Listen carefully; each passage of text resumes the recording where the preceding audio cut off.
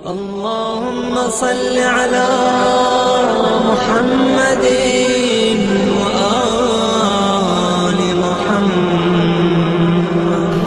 اعوذ باللہ من الشیطان الرجیم. بسم اللہ الرحمن الرحیم. الحمد للہ رب العالمین والصلاة والسلام علی اشرف الانبیاء والمرسلین وخاتم النبیین سیدنا و مولانا ابی القاسم محمد. اللهم صل على محمد وآل محمد وعلى اہل بیتہ الطیبین الطاہرین المعصومین ولعنۃ اللہ علی اعدائہم اجمعین. چھٹے امام جعفر صادق علیہ السلام کی شہادت کی مناسبت سے آج کی ہماری گفتگو ہوگی. اور گزشتہ ہفتے بھی چونکہ 15 شوال کی بھی ایک تاریخ ہے، 25 شوال کی بھی ایک تاریخ ہے کہ جو چھٹے امام کی منقول ہوئی ہے، لہٰذا دونوں مناسبتوں کا خیال رکھتے ہوئے دونوں ہفتوں میں چھٹے امام کی سیرت پر کچھ گفتگو کرنے کی کوشش کی گئی اور آج بھی کوشش کی جائے گی. وقت کافی نکل چکا ہے، لہٰذا میں ان مطالب کو دیکھ رہا ہوں کہ جو ضروری ہیں کہ آپ کی خدمت بیان کیے جائیں. شاید آج کی جو کلاس ہے اس میں جن طالبات نے شرکت کی ہے وہ پہلی دفعہ شرکت کی ہے. پرانا درس شاید انہوں نے نہیں سنا ہے. درست کہہ رہا ہوں میں؟ اچھا، مقام مختلف ہوا ہے، مکین وہی ہیں، تو پھر اس کے لیے اس حوالے سے آسانی ہو جائے گی مجھے گفتگو کرنے میں کہ چھٹے امام کی جو سیاسی صورتحال تھی ان کے زمانے کی، وہ آپ کی خدمت بیان کی تھی کہ بنی امیہ کا دور ختم ہو رہا ہے، بنی عباس کا دور شروع ہو رہا ہے، اور اس دوران جو امام کو فرصت ملی ہے، امام نے روبرو ان کا مقابلہ نہیں کیا بلکہ پشت بہ پشت رہ کر مقابلہ کیا. یہ دو اصطلاحات گزشتہ ہفتے استعمال کی تھی اور اسی سے میں اپنی بات کو شروع کروں گا کہ امام کی جو شہادت ہوئی ہے وہ سن 148 ہجری میں ہوئی ہے، 148 ہجری میں، اور بنی عباس کی جب حکومت قائم ہوئی ہے تو وہ سن 132 ہجری میں ہوئی ہے، 132 ہجری میں. یہ جو پیریڈ ہے تقریباً 16 برس کا، یہ زندگی کا، امام کی زندگی کا وہ حصہ ہے کہ جو امام نے بنی عباس کے ساتھ گزارا ہے، اور اس سے پہلے کا حصہ تقریباً بنی امیہ کے ساتھ گزارا گیا ہے. پہلے تو یہ ہے کہ اس زمانے میں کون کون سے واقعات پیش آئے اور کیا حالات تھے جس کی وجہ سے امام نے یہ رویہ اختیار کیا کہ صرف علمی میدان میں اپنے شاگردوں کی زیادہ خدمت کی اور اپنے طالب علموں کو پروان چڑھایا، اور دوسرے میدانوں میں مثلا سیاسی طور پر امام کی اتنی زیادہ ہمیں کارکردگی نظر نہیں آتی کہ امام نے حکومت کے اندر بھی حصہ لیا ہو.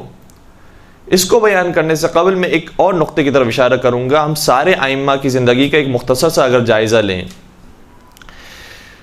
تو امام کے مقابلے پر جتنے وہ افراد تھے کہ جو حکومت لے سکتے تھے، ایک امام ہے کہ جو پروردگار کی طرف سے نمائندے بنائے گئے ہیں اور پروردگار کی طرف سے نبی کی طرح حاکم بنائے گئے ہیں کہ سارے مسلمانوں کی رہبری امام کے ہاتھوں میں ہونا چاہیے. لیکن وہ افراد کے جو مسلمانوں کے درمیان شہرت رکھتے تھے اور پرانے وہ سردار تھے، پرانے اپنے قبیلے کے وہ بادشاہ تھے، تو جب وہ مسلمان بھی ہوئے ہیں تب بھی ان کی بادشاہت اور ان کی سرداری کسی نہ کسی طریقے سے باقی رہی ہے، اور لوگوں کے ذہن میں تصور تھا کہ اب اگر یہ جائیں گے تو ان کے بعد ممکن ہے کہ یہ حاکم بن جائیں، اب وہ جائیں گے تو ممکن ہے کہ یہ جو بڑا سردار ہے یہ حاکم بن جائے.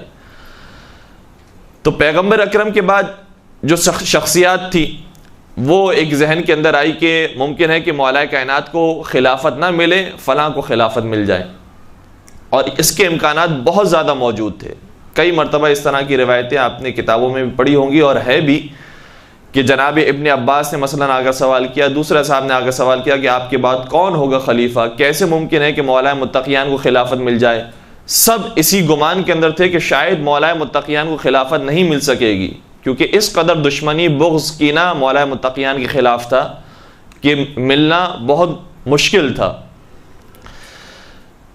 ایسے ماحول کے اندر سب سے پہلا کام امام نے جو مولا کائنات کی زندگی سے اگر ہم شروع کریں، مولا کائنات نے ان افراد کے مقابلے پر جو یہ سمجھ رہے تھے کہ حکومت انہیں نہیں ملے گی، سب سے پہلے اسٹینڈ لیا، اپنی حکومت کو قائم کرنے کی کوشش کی۔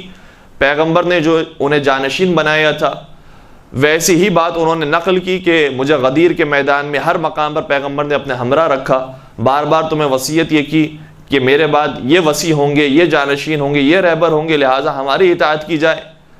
تو یہ کام مولا متقیہ نے ابتدا میں کیا۔ اس کا نتیجہ جب نہیں نکل سکا تو لوگ یہ سمجھ رہے تھے کہ ابھی علی بیٹھیں گے نہیں، اسی طریقے سے لڑتے رہیں گے یہاں تک کہ خلافت ضرور حاصل کریں گے۔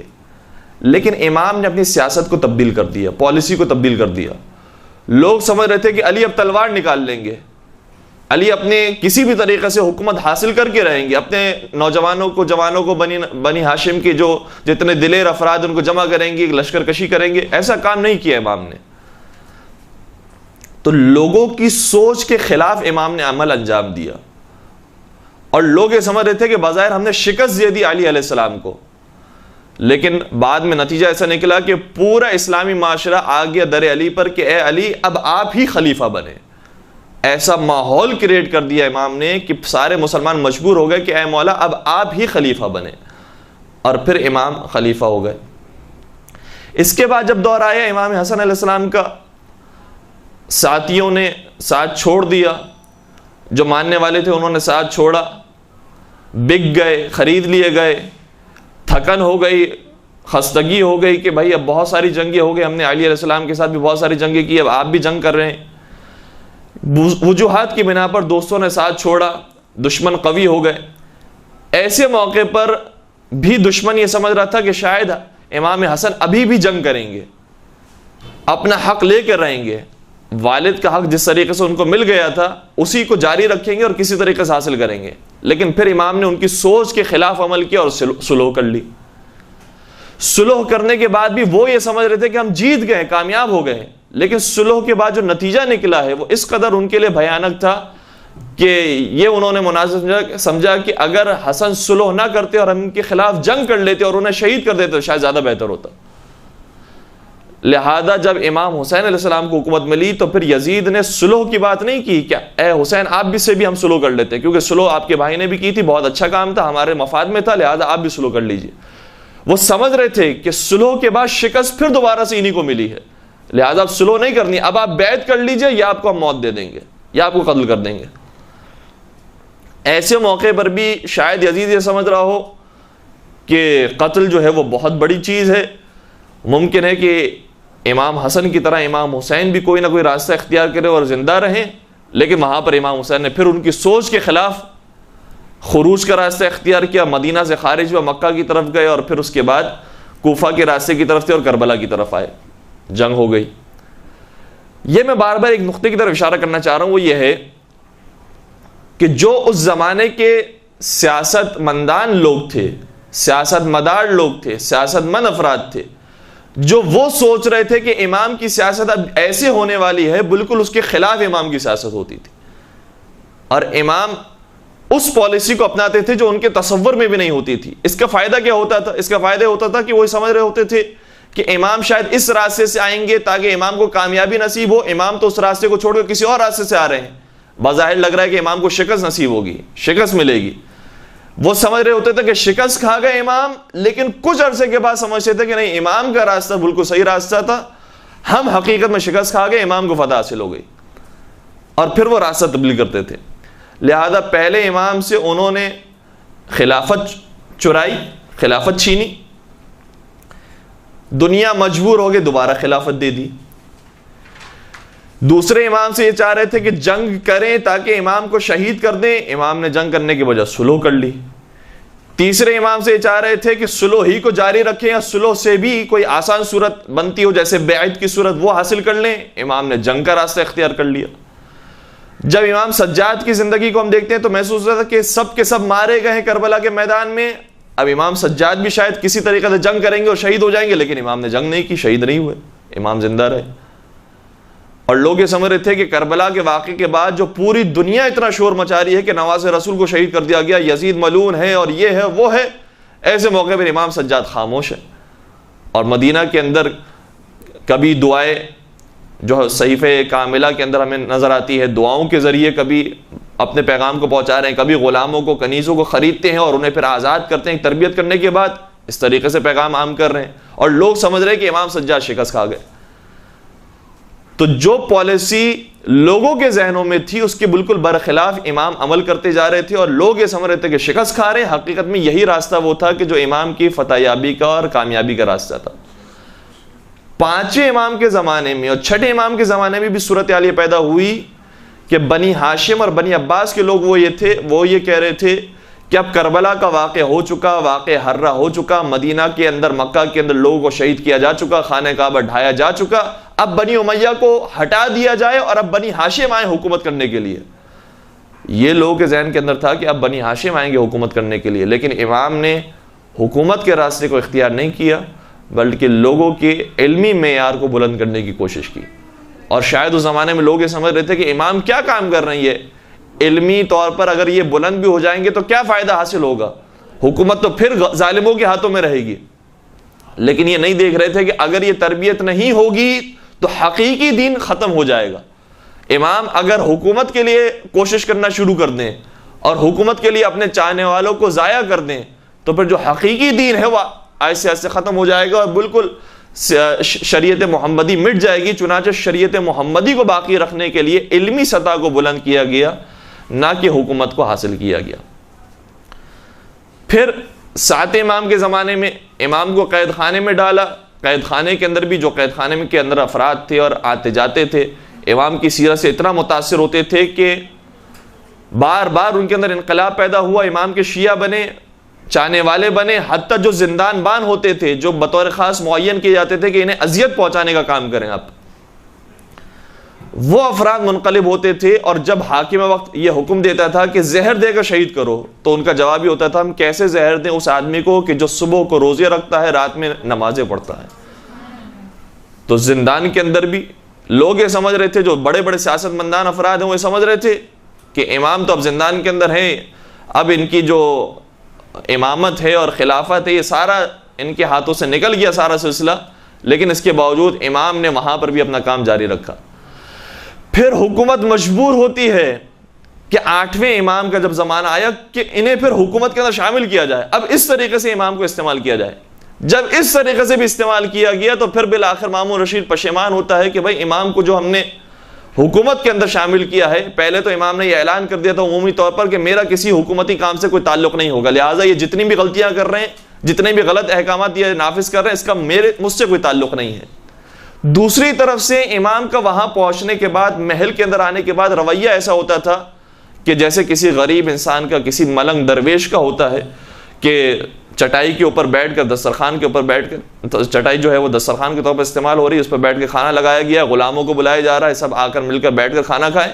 جب لوگوں نے یہ طریقہ دیکھا تو سمجھ گئے کہ ان کو تو ولی عہد بنایا جا رہا ہے، ان کا یہ انداز ہے جن کا حقیقت میں حق بنتا ہے حکومت کرنا۔ اور جو مامون رشید ہے وہ کبھی بھی کسی غلام کو اجازت نہیں دیتا کہ اس کے ساتھ دسترخوان پر بیٹھیں، اس کا محل دیکھو، اس کا دسترخوان دیکھو، تو خود بخود لوگوں کے ذہن میں پھر یہ حکومت ہی کے خلاف باتیں ذہن میں آنے لگی کہ جو ہماری حکومت ہے وہ درست نہیں ہے، حقیقت میں حق علی رضا علیہ الصلوۃ والسلام کا ہے۔ تو پھر حکومت کو پریشانی ہو گئی، دوبارہ سے پھر امام کو شہید کیا گیا۔ 9ویں 10ویں 11ویں امام کا زمانہ پھر سختی کے اندر قید خانے میں گزرا، بالخصوص اس لیے کہ امام زمانہ کا ظہور اور امام زمانہ کی ولادت، جس کے بعد وہ حکومت قائم ہونے والی تھی کہ جس میں ظالموں کا خاتمہ ہونے والا تھا اور عدل و انصاف قائم ہونے والا تھا، اس کے لیے بے تحاشا پریشان تھے ظالم حکمران۔ چنانچہ انہوں نے قید خانے کے اندر اور مختلف طریقے سے محبوس کر کے، محصور کر کے رکھا ائمہ کو، تو اس میں بھی وہ کامیاب نہ ہو سکے، اور وہاں پر بھی امام کے ایک سلسلہ قائم کیا کہ جو اہم ترین سلسلہ تھا اور آج تک قائم و دائم ہے کہ اگر تم ہم سے مسئلہ معلوم نہ کر سکو، ہمیں اپنے درمیان نہ پاؤ، تو جو ہمارے خاص افراد ہیں، وہ جو خاص اصحاب ہیں، ان کے پاس جاؤ اور ان سے فقہی مسئلہ معلوم کرو، ان سے مسائل دینی معلوم کرو، وہ جو جواب دیں گے وہ ہمارا ہی جواب ہوگا، چاہے انہوں نے کہیں پر غلطی کرتی ہوگی تو ہم اس کی اصلاح کریں گے، لیکن تمہیں انہی کے فتوے پر عمل کرنا ہے کہ جو ہمارے اصحاب نے بیان کیا ہے۔ تو بار بار شکست کھائی ہے ظالم حکمرانوں نے، جبکہ وہ جس راستے کو سمجھ رہے تھے کہ ائمہ اختیار کریں گے، کبھی بھی اس راستے کو ائمہ نے اختیار نہیں کیا، ایک مختلف ٹریک کو استعمال کیا، اور بظاہر وہ سمجھ رہے تھے کہ اس ٹریک کو استعمال کرنے کے بعد امام شکست کھا رہے ہیں، پیچھے ہٹ رہے ہیں، لیکن امام پیچھے نہیں ہٹ رہے تھے، باقاعدہ میدان کے اندر تھے، اور میدان کے اندر رہ کر ان کو کچھ ہی عرصے کے بعد احساس ہو گیا کہ انہیں شکست ملی ہے، امام کو شکست نہیں ملی۔ اس کے لیے ایک اصطلاح استعمال ہوتی ہے، اور وہ ہمیں اور آپ کو سمجھنے کی ضرورت ہے۔ وہ یہ ہے کہ ایک انسان کا مشن اور مقصد ہوتا ہے، اور دوسرا انسان کی ٹیکنیکس اور اس کے راستے ہوتے ہیں، اس مشن تک پہنچنے کا طریقہ، اس کے ذرائع، اس کے راستے ہوتے ہیں۔ مثال کے طور پر ہمیں اور آپ کو جانا ہے عبداللہ شاہ غازی کے مزار پر، تو عبداللہ شاہ غازی کے مزار پر جانے کے لیے یہاں سے لے کر وہاں تک کا جو شارٹیسٹ راستہ ہوگا ہم وہ اختیار کریں گے، یہی ہوگا جو شارٹیسٹ راستہ ہمیں معلوم ہوگا ہم وہاں وہ اختیار کرتے ہوئے پہنچنا چاہیں گے۔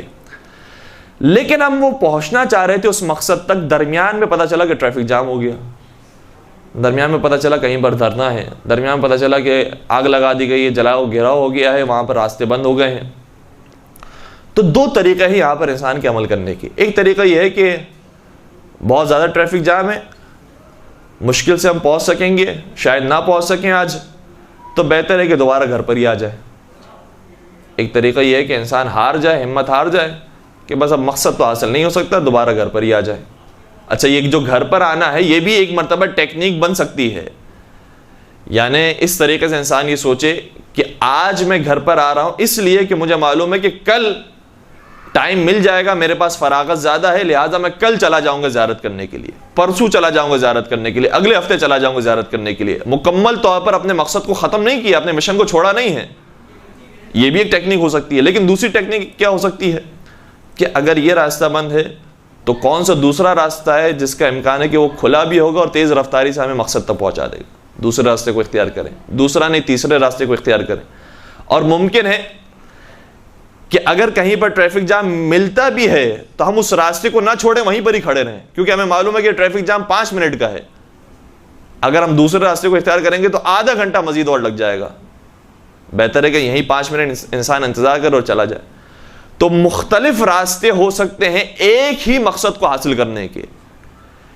تمام ائمہ کا مقصد شریعت محمدی کو بچانا اور اسے پھیلانا ہے، راستے مختلف ہو سکتے ہیں، کسی نے خلافت لے کر، کسی نے خلافت چھوڑ کر، کسی نے صلح کر کے، کسی نے جنگ کر کے، کسی نے زندان میں رہ کر، کسی نے گھر میں مسجد میں رہ کر، اور کسی نے جیسے چھٹے امام امام جعفر صادق علیہ السلام ہے،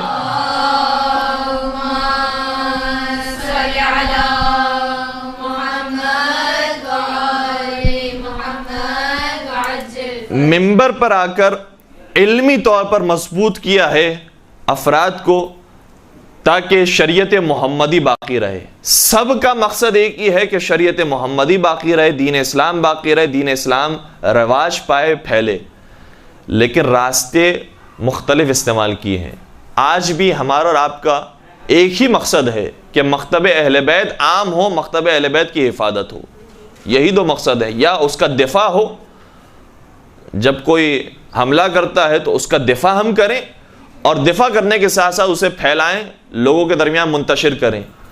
اس کے ذرائع مختلف ہو سکتے ہیں، اور یہ بھی ہے کہ ضروری نہیں ہے کہ جو مدینہ کے اندر امام نے پالیسی اختیار کی وہی ہم کراچی کے اندر بیٹھ کر پالیسی اختیار کریں، کیونکہ وہی امام کے جو مدینہ کے اندر تھے ایک مرتبہ ایک عرصے کے اندر ایک پالیسی اختیار کرتے ہیں، دوسرے عرصے کے بعد کچھ عرصے کے بعد دوسری پالیسی اختیار کرتے ہیں۔ ایک امام نے مدینہ ہی کے اندر ایک پالیسی کو اختیار کیا، دوسرے امام نے مدینہ ہی کے اندر دوسری پالیسی کو اختیار کیا۔ تو پالیسیز مختلف ہو سکتی ہے، سیاست مختلف ہو سکتی ہے، لیکن مقصد ایک ہی رہے گا، مشن ایک ہی رہے گا۔ اس مشن کو ائمہ نے کبھی نہیں چھوڑا۔ اب یہی وہ پالیسیز ہیں، یہی وہ سیاسی شعور ہے کہ جو امام کی ایک وصیت میں بھی نظر آتی ہے۔ گزشتہ ہفتے بھی میں نے عرض کیا تھا کہ ائمہ کی وصیت کو، بالخصوص چھٹے امام کی وصیت کو آپ کی خدمت میں پیش کرنے کی کوشش کروں گا۔ اماموں کی بہت ساری آخری لمحات کے اندر نصیحت اور وصیت کے جملے ہیں۔ ایک جملہ چھٹے امام کے حوالے سے بہت مشہور و معروف ہے جو نماز کے حوالے سے ہے، لیکن اس کے علاوہ جو دوسری وصیتیں وہ اتنی معروف نہیں ہیں۔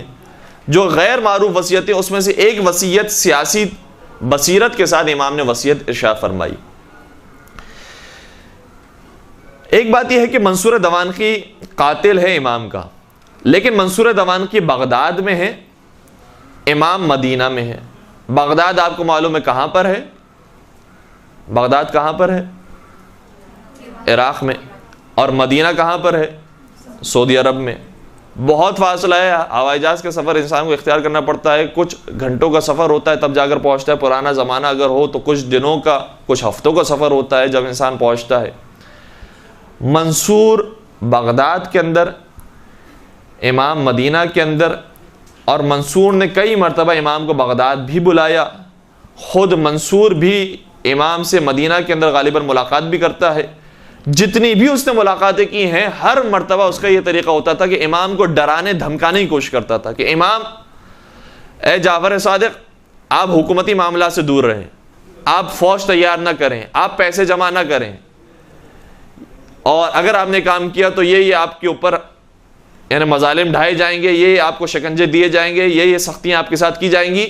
اور کئی مرتبہ قاتلانہ حملے کروائے ہیں اور خود بھی کیے، بے شمار آپ کو مثالیں اس کی مل جائیں گی۔ چند ایک مثالوں میں سے مثلا ایک مثال یہ ہے کہ جب امام آتے ہیں منصور کے دربار میں تو منصور نے اپنی تلوار نکالی ہوتی ہے، اور جیسے امام آتے ہیں چاہتا ہے کہ امام کی گردن اڑا دے، تلوار اٹھاتا ہے، چلانا چاہتا ہے، رک جاتا ہے، اپنے ہاتھ کو نیچے لے کر آتا ہے، پھر کچھ گفتگو ہوتی ہے، پھر اٹھاتا ہے تلوار، پھر چلانا چاہتا ہے، پھر رکھ دیتا ہے، پھر تیسری مرتبہ اٹھاتا ہے، پھر چلانا چاہتا ہے، پھر رکھ دیتا ہے، اور بالآخر امام دربار سے چلے جاتے ہیں۔ کسی نے سوال کیا، منصور تو بار بار تلوار اٹھاتا ہے، چلاتا کیوں نہیں ہے؟ تو کہتا ہے کہ جب بھی میں چاہتا تھا کہ جعفر صادق پر تلوار چلاؤں تو میرے سامنے رسول صادق آ جاتے تھے اور کہتے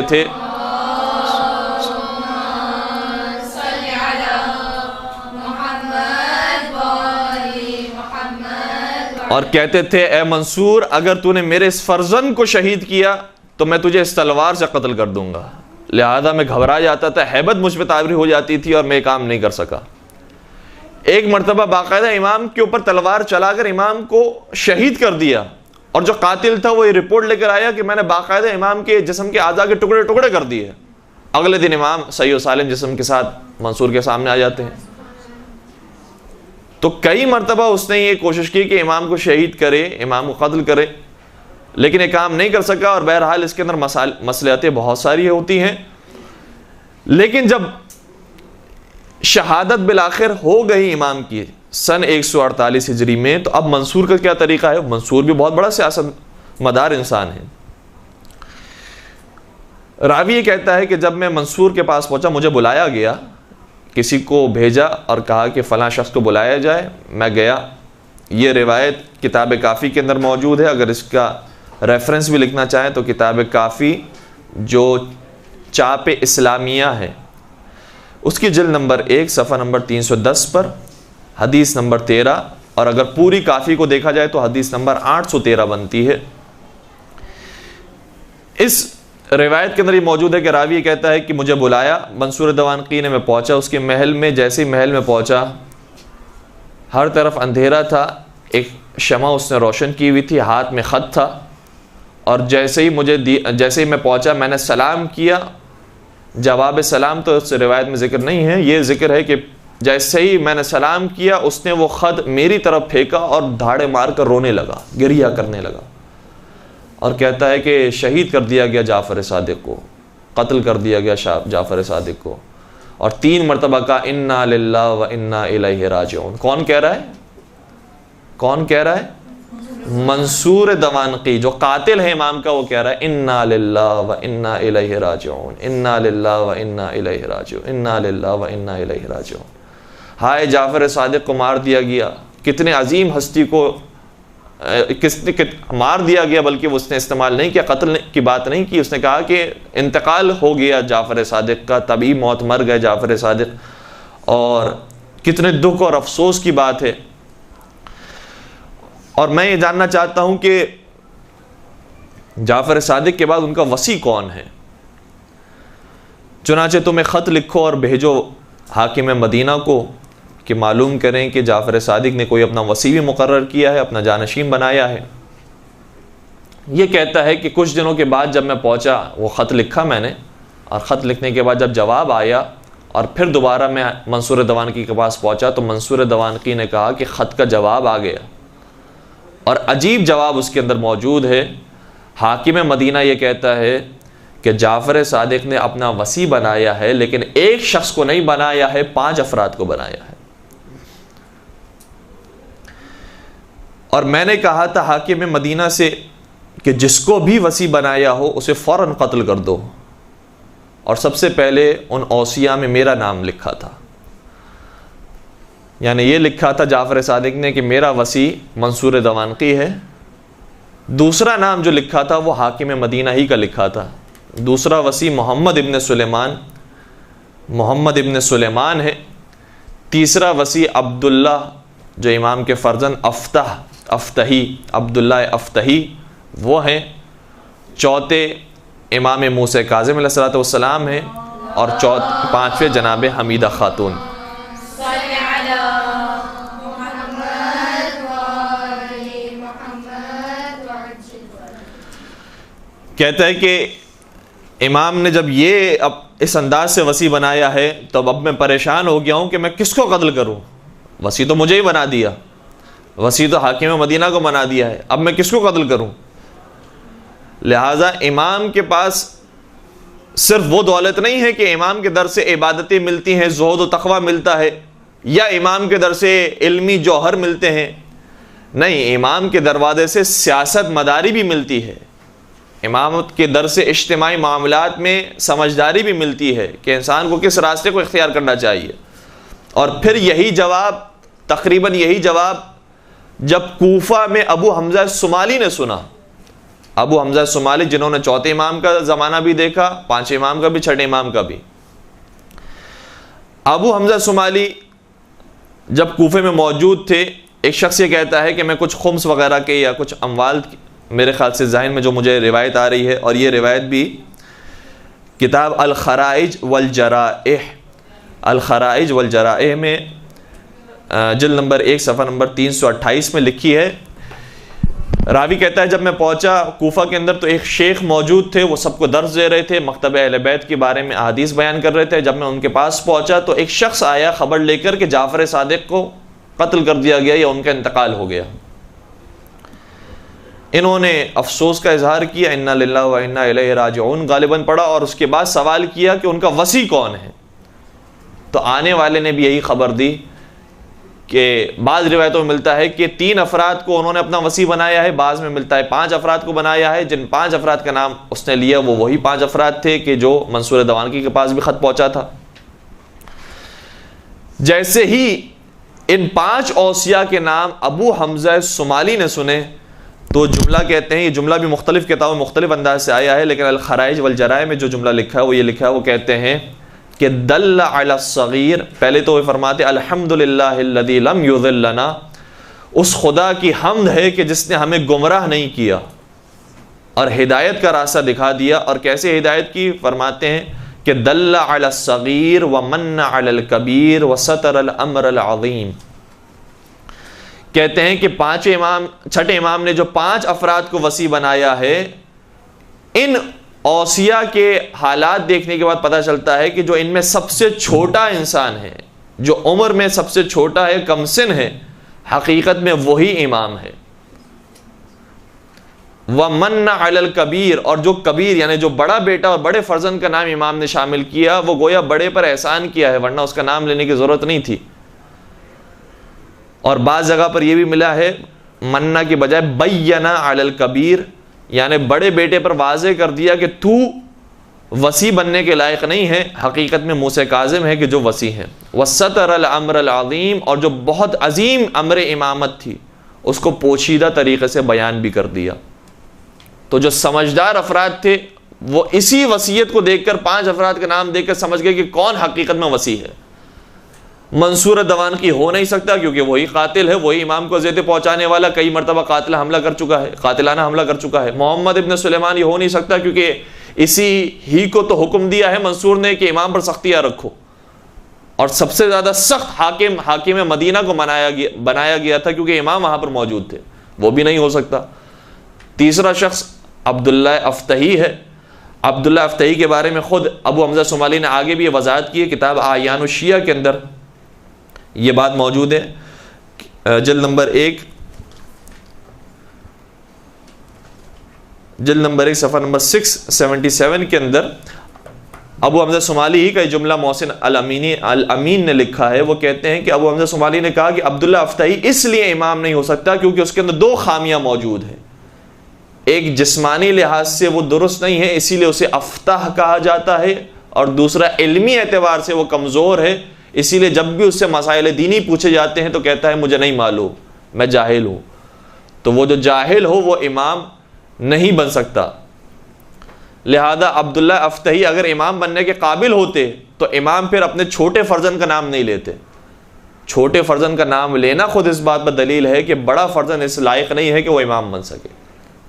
اور پھر خاتون کبھی بھی امام یا نبی نہیں ہو سکتی، لہذا یہ معلوم ہو گیا کہ حمیدہ خاتون جو ان کی زوجہ ہیں وہ بھی وصی نہیں ہیں، بلکہ سات امام موسیٰ کاظم علیہ السلام وہ ہیں کہ جو وصی ہیں۔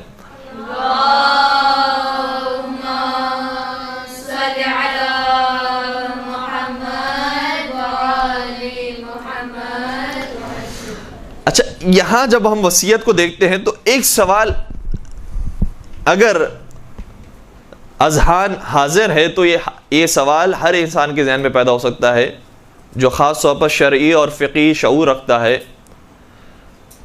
کہ امام کا تو لقب ہے صادق، امام تو سچ بولتے ہیں، امام نے جو وصیت کی ہے اس میں بھی یقیناً سچ بولا ہوگا، تو 5 لوگوں کو وصی بنا دیا، یا امام نے نعوذ باللہ کیا کسب سے کام لیا، اور امام نے یہاں پر صداقت کا مظاہرہ نہیں کیا۔ کیا وجہ ہے؟ امام نے 5 افراد کے نام لیے، یا تو ہم کہیں کہ کذب ہے یا صدق ہے، اگر صدق ہے سچی بات ہے تو 5 کے 5 ہونے چاہیے، اور اگر کذب ہے تو یہ توقع نہیں رکھی جا سکتی امام صادق سے کہ وہ کوئی کذب کی بات کرے۔ بہت سارے جوابات ہو سکتے ہیں، اس میں سے 2 جو بنیادی جواب ہیں وہ یہ ہیں کہ جب صدق اور کذب کی بات کی جاتی ہے، سچائی اور جھوٹ کی بات کی جاتی ہے، وہ ان معاملات کے اندر ہوتی ہے کہ جب جان، مال، عزت و آبرو سے یہ بات نہ ٹکرائے۔ اگر ہمیں معلوم ہے کہ ایک ڈاکو آئے گا اور کسی شریف آدمی کا پتہ معلوم کر رہا ہے، وہ کہاں پر رہتا ہے، جیسے ہم نے پتہ بتایا اسے قتل کر دے گا، دہشت گرد ہے، مال لوٹ لے گا یا قتل کر دے گا، تو وہاں پر سچ بولنا یہ حرام ہو جاتا ہے، وہاں جھوٹ بولنا واجب ہے۔ اور یہ بہت واضح سے احکام شریعت ہے کہ جو تمام ہی فقہوں کے اندر، تمام ہی مذاہب کے اندر موجود ہیں۔ البتہ فقہ جعفریہ کے اندر بالخصوص آیت اللہ سیستانی یہ بھی فرماتے ہیں کہ جہاں پر انسان توریہ کر سکتا ہو وہاں توریہ کرے، اور توریہ کرنا ممکن نہ ہو تو وہاں جھوٹ بول کر جان بچانا واجب ہے۔ اگر وہاں سچ بول دیا تو انسان نے حرام کام کیا ہے شریعت محمدی کی نگاہ میں بھی، اور انسانی جو حقوق ہیں، انسانی جو اخلاقیات ہیں اس کے مطابق بھی۔ اگر کسی بے دین شخص سے بھی پوچھا جائے، یورپ امریکہ میں رہنے والے سے بھی پوچھا جائے کہ ایسے موقع پر سچ بولنا چاہیے جھوٹ بولنا چاہیے، تو سب کے سب یہ کہیں گے کہ ایسے موقع پر جھوٹ بول کر جان بچانا ضروری ہے۔ تمہارے سچ بولنے سے جان چلے جائے گی، کسی بڑے انسان کی، کسی شریف انسان کی، کسی محترم انسان کی، لہذا وہاں پر جھوٹ بولنا چاہیے۔ لیکن چونکہ چھٹے امام کے بارے میں ہم یہ نہیں جانتے کہ ان کی نیتوں میں کیا کیا باتیں پوشیدہ تھی۔ جب ایک عام انسان کی ہم نیت نہیں جانتے کہ اس نے یہ جملہ کہا ہے وہ کس وجہ سے کہا ہے، اگر وہ کسی کے بارے میں بتا رہا ہے کہ اس کا ایڈریس یہاں پر نہیں ہے وہاں پر ہے، تو اس کے ذہن میں ممکن ہے یہ بات ہو کہ جس کا ایڈریس میں بتا رہا ہوں یہاں پر نہیں وہاں پر ہے وہ کوئی اور آدمی ہے، جس کا ایڈریس تم پوچھ رہے ہو وہ کوئی اور آدمی ہے، میں نے کسی اور آدمی کا بتا دیا۔ یہ ایک توریہ کا طریقہ ہے۔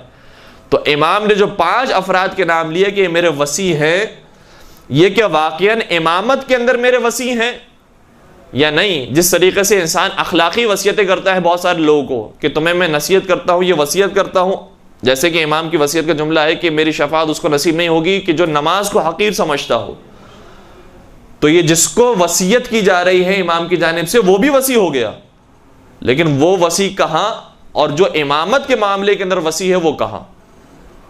لہٰذا اخلاقی وصیت اگر کسی کو کی جا رہی ہے تو وہ بھی وصی کہلاتا ہے۔ چنانچہ امام نے جس طریقے سے ہر ایک کو وصیت کی ہے، منصور دوانقی کو بھی کئی مرتبہ وصیتیں کی کہ صحیح راستے پر آ جائے، لیکن اس نے وصیت پر عمل نہیں کیا، نہیں مانا، گرچہ وصی بنایا گیا ہے لیکن اس نے وصیت کی پرواہ نہیں کی ہے، اخلاقی وصیتوں کو بروئے کار نہیں لایا ہے، لہٰذا وہ صحیح وصی نہیں کہلائے گا۔ اور امام یہاں پر ہم یہی کہیں گے کہ بہت ساری وجوہات ہو سکتی تھی جس کی بنا پر امام نے 5 ناموں کو لیا، اور اگر یہ 5 نام نہیں لیے جاتے تو امامت خطرے میں آ سکتی تھی اور دین اسلام کو خطرہ تھا۔ اب یہاں سے ہم ایک اور موضوع کا آغاز کرتے ہیں کہ وصیتیں اس کے علاوہ اور کیا کیا امام نے بیان فرمائی۔ ایک درود پڑھ دیجیے گا محمد و آل محمد پر۔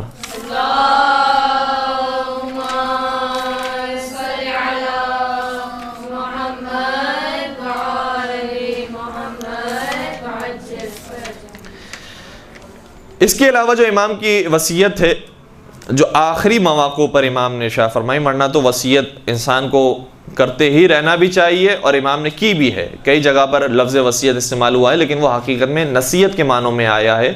جو ہمارے اصطلاح کے اندر لفظ وصیت استعمال ہوتا ہے کہ جب انسان مرنے سے پہلے کچھ کلمات ادا کرے، اگر اس معنی میں لیا جائے تو امام کی کچھ بطور خاص وصیتیں ہیں کہ جو امام نے ارشاد فرمائی۔ وہی وصیت جو نماز کے بارے میں ہے، اس کے ایک اگلا جملہ بھی ہے۔ ہم ایک حد تک اس کا جملہ پڑھتے ہیں اور بعض مقامات پر وہ نماز ہی تک جملہ محدود ہے، لیکن بعض دوسری جگہوں پر وہ جملہ آگے بڑھتا ہے۔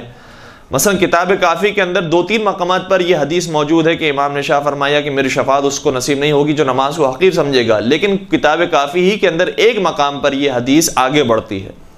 وہ کون سا مقام ہے؟ اس کا اگر ریفرنس لکھنا چاہیں تو کتاب کافی جلد نمبر 6 صفحہ نمبر 401، جلد نمبر 6 صفحہ نمبر 401۔ اس میں امام نے اپنے فرزند ساتھ سرکار سے شاہ فرمایا، یا بنیا انہ لا ینال شفاعتنا من استخف بالصلاۃ، اے میرے لال، ہماری شفاعت اسے نصیب نہیں ہو سکتی، اس تک نہیں پہنچ سکتی کہ جو نماز کو خفیف سمجھنے والا ہو اور حقیر سمجھنے والا ہو۔ پھر امام کی وصیت آگے بڑھتی ہے، اسی حدیث کا جملہ یہ ہے، وَلَا يَرِدُ عَلَيْنَا الْحَوْض مَنْ أَدْمَنَ هَذِهِ الْأَشْرِبَةِ، اور وہ شخص ہمارے پاس حوض کوثر میں بھی نہیں آئے گا جو شراب پینے والا ہو۔ اور پھر امام نے سوال کیا ساتھ سرکار نے کہ یا ابا وَأَيَّ الْأَشْرِبَةِ، وہ کون سی شراب ہے کہ جس کی آپ بات کر رہے ہیں؟ فرمایا کل مسکرن، جتنی بھی نشہ آور چیزیں ہیں اگر کوئی انسان استعمال کرنے والا ہے وہ پھر ہمارے پاس حوض کوثر میں نہیں آئے گا۔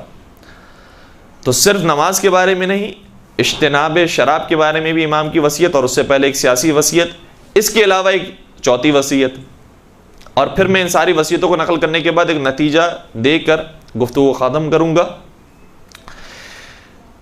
یہ وصیت بھی کتاب کافی کے اندر موجود ہے، کتاب کافی جلد نمبر 7 صفحہ نمبر 55، جلد نمبر 7 صفحہ نمبر 55۔ راوی کہتا ہے کہ میں امام کی ایک کنیز سالمہ سے جب ملا تو سالمہ نے یہ بات بتائی، وہی کہتی ہے کہ جب امام کے انتقال کا وقت قریب تھا تو امام بے ہوشی کی حالت میں تھے، اچانک ہوش میں آئے اور مجھ سے فرمایا کہ حسن افتح جو امام کا چچا زاد بھائی ہوتا ہے یا ان کا چچا ہوتا ہے، یہ بہت اہم نقطہ ہے، ان کا چچا زاد بھائی یا ان کا چچا ہوتا ہے، فرمایا کہ اس حسن افتح کو 70 دینار دے دو اور فلاں کو اتنے دینار دے دو اور فلاں کو اتنے دے دو، فلاں کو اتنے دے دو۔ امام نے جب یہ وصیتیں فرمائی تو میں نے عرض کیا کہ حسن افتح جس کی آپ بات کر رہے ہیں یہ تو وہ شخص ہے کہ جس نے آپ پر چاقو کے ذریعے حملہ کیا، خنجر لے کر آپ کے پیچھے آیا اور حملہ کیا اور آپ کو قتل کرنے کی کوشش کی، آپ چاہتے ہیں کہ اس کی مدد کریں؟ امام نے فرمایا کیا تو نہیں چاہتی کہ میرا شمار بھی ان لوگوں میں ہو جن کے بارے میں قرآن یہ اس انداز سے بیان کرتا ہے کہ وَالَّذِينَ يَصِلُونَ مَا أَمَرَ اللَّهُ بِهِ أَن يُوصَلَ وَيَخْشَوْنَ رَبَّهُمْ وَيَخَافُونَ سُوءَ الْحِسَابِ، کہ لوگوں میں سے بعض ایسے بھی ہیں کہ وہ رشتے کہ جنہیں پروردگار نے بنایا ہے ان رشتوں کی پاسداری کرتے ہیں. یہ رشتے مثلا چچا کا رشتہ ہے، ماموں کا رشتہ ہے، والدین ہے، اولاد ہے، یہ سارے رشتے وہ ہیں کہ جو ہمارے اختیار سے بتائے نہیں گئے ہیں، ہمارے اختیار سے بنائے نہیں گئے ہیں. ہم نے چوز نہیں کیا کہ ہمارا چچا یہ ہو اور ہماری ممانی یہ ہو اور ہمارا پھپھا یہ ہو اور پھپھی یہ ہو. ہم نے تو اختیار نہیں کیا ہے، خدا نے بنائے ہیں. تو قرآن کی آیت یہ کہتی ہے کہ وہ رشتے جسے خدا نے بنایا ہے یہ انہی رشتوں کی پاسداری کرتے ہیں کیونکہ خدا نے بنایا ہے، اور پروردگار سے ڈرتے ہیں اور پروردگار کے حساب و کتاب سے خوفزدہ رہتے ہیں. کیا تو نہیں چاہتی کہ میرا ان افراد میں شمار ہو جائے؟ پھر فرمایا اے سالمہ، خدا نے جنت بنائی ہے اور جنت کی خوشبو 2000 سال کے فاصلے سے سونگھی جائے گی، مگر جنت کی خوشبو 2 افراد نہیں سونگھ سکیں گے. ایک وہ جو والدین کی نافرمانی کرنے والا ہو اور دوسرا رشتہ داروں سے قطع تعلق کرنے والا ہو.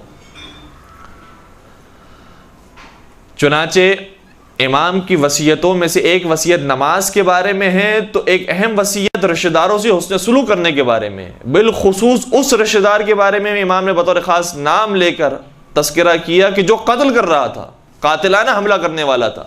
اور یہاں قاتلانہ حملہ تو بہت دور کی بات، مال چوری کرنا تو بہت دور کی بات، ہماری ذرا سی شان میں کسی نے ایک جملہ کم کہہ دیا اور ذرا ایک توہین ہو گئی تو 20 سال کے لیے اس سے قطع تعلق، 15 سال کے لیے اس سے قطع تعلق، کبھی بات نہیں کرنی، کبھی عید پر ملاقات نہیں کرنی، کبھی اس کی تقریب میں نہیں جانا، کبھی وہ ہماری تقریب میں نہیں بلایا جائے گا.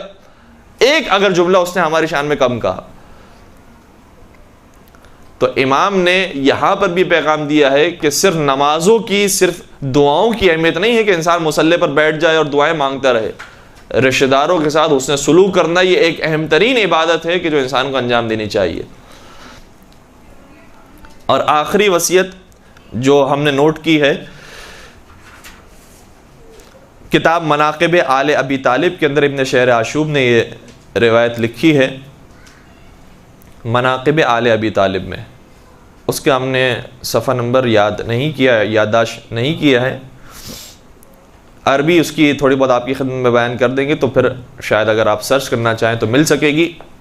روایت یہ ہے کہ قال موسیٰ بن جعفر فیما اوصانی بہ ابی. چھٹے امام نے بیان فرمایا ان چیزوں کے بارے میں کہ جس کے بارے میں ان کے بابا نے انہیں وصیت کی تھی. کیا وصیت کی تھی؟ یا بنیا اذا انا مت فلا یغسلنی احد غیرک فإن الامام لا یغسلہ الا امام وَعْلَمْ أَنَّ عَبْدَ اللَّهِ أَخَاكَ سَيَدْعُ النَّاسِ إِلَى نَفْسِهِ فَدَعْهُ فَإِنَّ عُمُرُهُ قَصِيرٌ. چھٹے سرکار نے اپنے بیٹے ساتویں امام سے بیان فرمایا تھا، وصیت یہ کی تھی کہ اے میرے لال، میں مرنے والا ہوں، لہٰذا تمہارے علاوہ کوئی مجھے غسل نہ دے، کیونکہ امام کو امام کے علاوہ کوئی غسل نہیں دیتا. اور یاد رکھو جو تمہارا بھائی عبداللہ ہے، یعنی عبداللہ افتحی، یہ جو تمہارا بھائی ہے یہ لوگوں کو اپنی جانب بلائے گا، یعنی یہ بھی دعویٰ کرے گا کہ مجھے امامت مل گئی ہے، میں امام ہوں. لیکن جو سچے امام ہوتے ہیں وہ خدا کی طرف بلاتے ہیں، یہ اپنی طرف بلائے گا. امام فرماتے فَدَعْهُ، اسے چھوڑ دینا، اسے اپنا کام کرنے دینا. کیوں؟ فَإِنَّ عُمُرُهُ قَصِيرٌ، کیونکہ اس کی زندگی بہت چھوٹی ہے.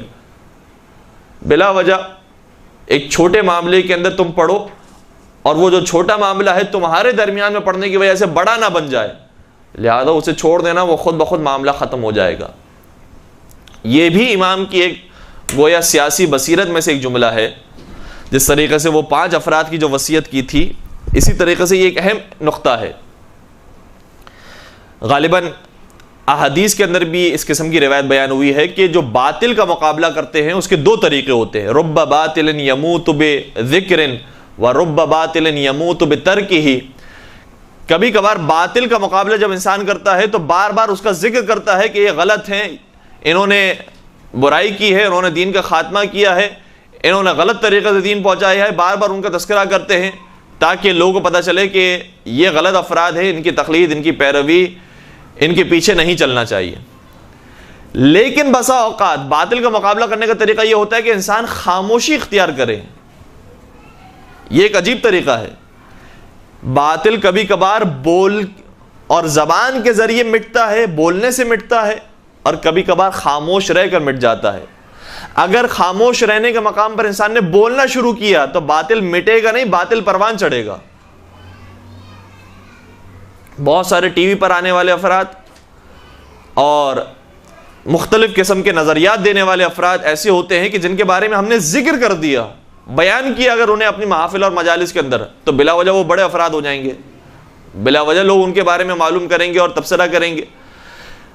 اور یہی معاملہ ہے کچھ ایسی چیزوں کا، جیسے کوئی نامناسب فلم آتی ہے، پیغمبر اکرم کے بارے میں بنائی گئی، کسی نبی کے بارے میں بنائی گئی، آج تک مجمع میں سے کسی نے نہیں دیکھی ہے، بہت کم افراد نے دیکھی. ہم نے بیان کر دیا کہ فلاں جگہ پر ایسی فلم بنائی گئی ہے، اس میں یہ دکھایا گیا ہے، نبی کی توہین کی گئی ہے، اہل بیت کی توہین کی گئی ہے. جنہوں نے نہیں بھی دیکھی تھی وہ بھی جا کر دیکھیں گے. تو اگر انسان خاموش رہتا تو یہ باطل خود بخود دب جاتا، اور کسی کو خبر ہی نہ ہوتی کہ یہ کوئی باطل پیدا بھی ہوا تھا اور اس نے کوئی غلط کام بھی کیا تھا، خود بخود ختم ہو جاتا. لہٰذا باطل کے بھی مقابلہ کرنے کے دو طریقے ہوتے ہیں. بسا اوقات اس کو پھیلایا جاتا ہے اور بسا اوقات اسے چھپایا جاتا ہے. اور عجیب بات یہ ہے کہ پاکستانی معاشرے کے اندر اب انٹرٹینمنٹ یہی بن گیا ہے کہ باطل کو پھیلایا جائے. اور جب ان سے پوچھا جاتا ہے کہ یہ کیوں پھیلایا جا رہا ہے، کہا کہ اویئرنیس دینے کے لیے، کہ پتہ چلے کہ یہ غلط کام ہو رہے ہیں، ہمیں ان سے دور رہنا ہے. تو جو اچھے کام ہو رہے ہیں وہ بھی تو بیان کیے جائیں تاکہ اس سے قریب رہیں. وہ کوئی بیان نہیں کرتا، لیکن جو باطل کام ہوتے ہیں، جو غلط کام ہو رہے ہوتے ہیں، اسے بار بار دکھائے جاتے ہیں اور فیس بک پر عام کیا جاتا ہے، واٹس ایپ کے ذریعے عام کیا جاتا ہے کہ یہ وہاں پر غلط کام ہو رہا ہے، یہ وہاں پر غلط کام ہو رہا ہے، یہ کام غلط ہو رہا ہے. اس کے بعد کمنٹس بھی بہت برے برے آ گئے ہیں. لیکن حقیقت یہ ہے کہ باطل کا پرچار نہ کیا جائے. بہت سارے باطل ایسے ہوتے ہیں جن کا پرچار نہ کیا جائے تو انسانی معاشرے کے لیے وہ بہتر ہوتا ہے اور اس سے دین کی بقا ہوتی ہے. لہٰذا باطل کا مقابلہ ہمیشہ اسے پھیلا کر نہ کیا جائے، کبھی کبھار خاموشی کے ذریعے بھی اس کا مقابلہ کیا جا سکتا ہے. ایک درود پڑھ دیجئے محمد و آل محمد پر.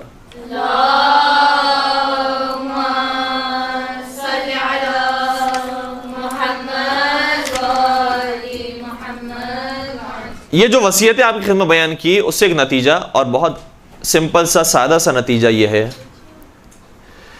آج بہت سارے لوگ کال کر کے اور میسیجز کر کے معلوم کرتے ہیں کہ مولانا صاحب یہ بتائیے کہ کیا آج کے زمانے میں دینداری یہی ہے کہ انسان نماز شب پڑھنے والا ہو، نماز غفیلہ پڑھنے والا ہو، نہج البلاغہ پڑھنے والا ہو، صحیفہ سجادیہ پڑھنے والا ہو، قرآن مجید پڑھنے والا ہو، مفاتح الجنان پڑھنے والا ہو، کیا یہ ہے دینداری؟ اسی طریقے سے بعض افراد فون کرتے ہیں اور یہ کہتے ہیں کہ مولانا صاحب کیا دینداری یہ ہے کہ ہمیں فلاں جلسے میں شرکت کرنی چاہیے، فلاں دھرنے میں بیٹھنا چاہیے، احتجاج میں بیٹھنا چاہیے، وہاں پر بھی شریک ہونا چاہیے، وہاں پر بھی شریک ہونا چاہیے. یہ ہے دینداری؟ دینداری کیا ہے؟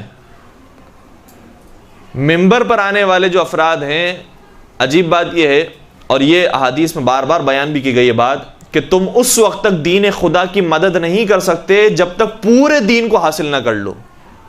دین کے تمام جوانب اور تمام حواشی کا اگر تمہیں علم نہ ہو تو تم دین کی مدد نہیں کر رہے، دین کو نقصان پہنچانے کا کام بھی کر سکتے ہو.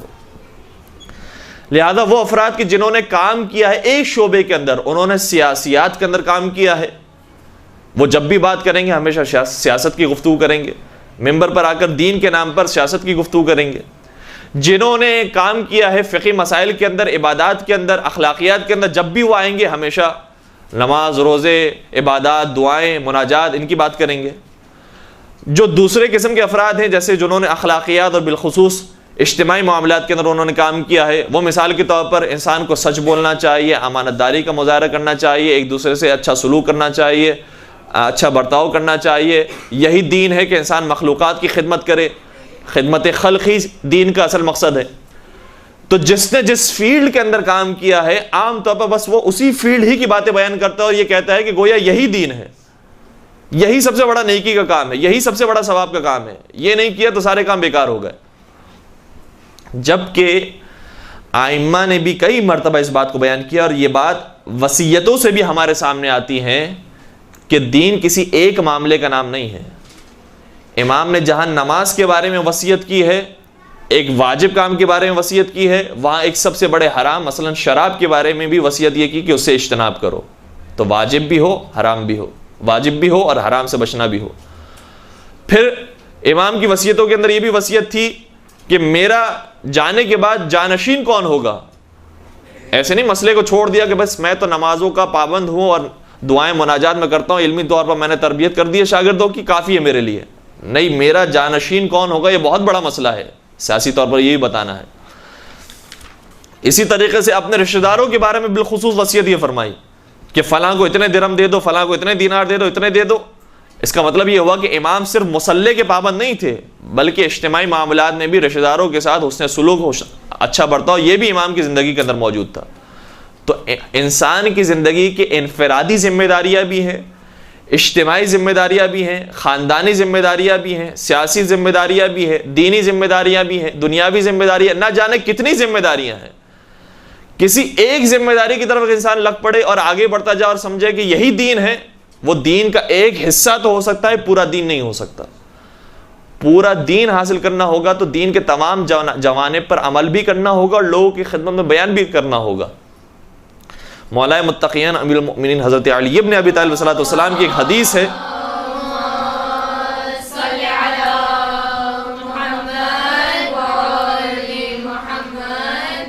جس میں امام نے اپنے بیٹے سے فرمایا یا بنی للمؤمن 3 ساعات، اے میرے لال، مومن کی زندگی میں 3 اوقات ہونے چاہیے، اس کی زندگی 3 حصوں میں تقسیم ہونی چاہیے۔ اب یہ 3 حصوں کا بھی یہ مطلب نہیں ہے کہ برابر سے ہم نے 3 حصے تقسیم کیے، 100% کو 33.33% کے اندر تقسیم کیا کہ بالکل نوٹنگ کے ساتھ ہم چل رہے ہوں، یہ بات نہیں ہے۔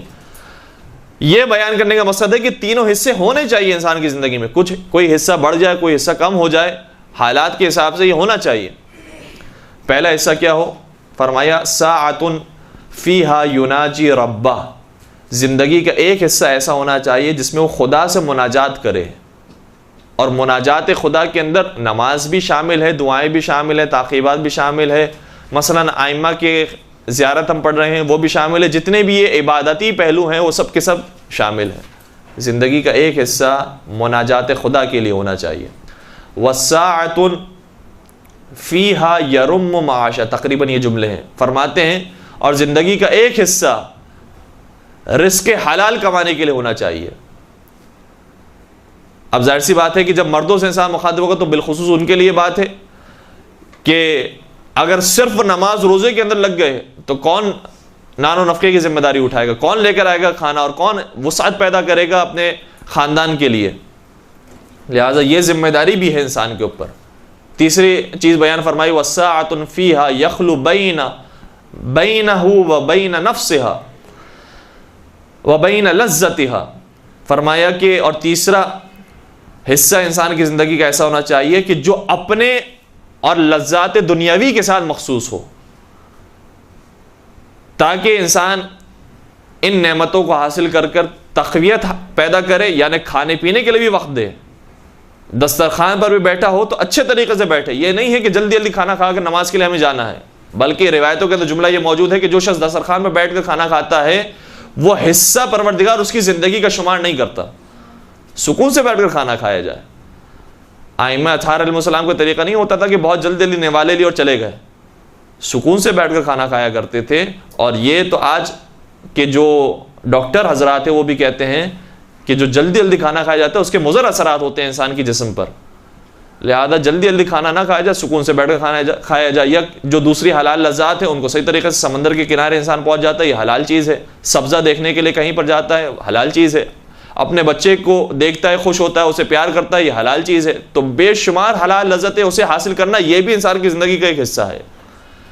یہ مولا متقیان کی حدیث تھی جس میں فرمایا کہ اپنی زندگی کو 3 حصوں میں تقسیم کرو۔ ایک امام رضا علیہ السلام کی حدیث ہے جس میں فرمایا کہ انہوں نے کہ 4 حصوں میں اپنی زندگی کو تقسیم کرو۔ ایک اور حدیث ہے جس میں فرمایا گیا کہ 5 حصوں میں تقسیم کرو۔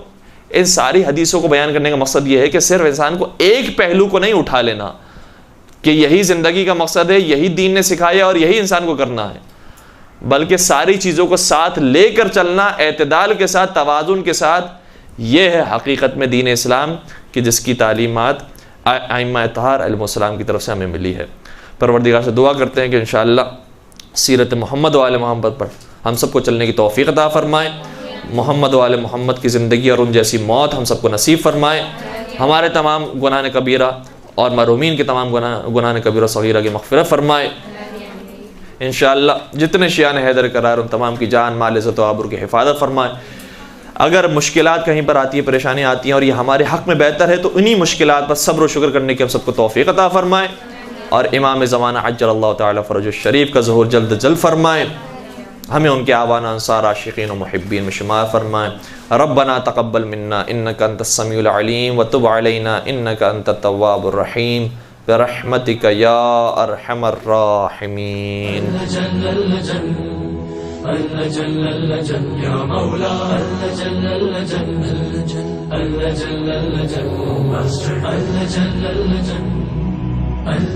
يا صاحب السماء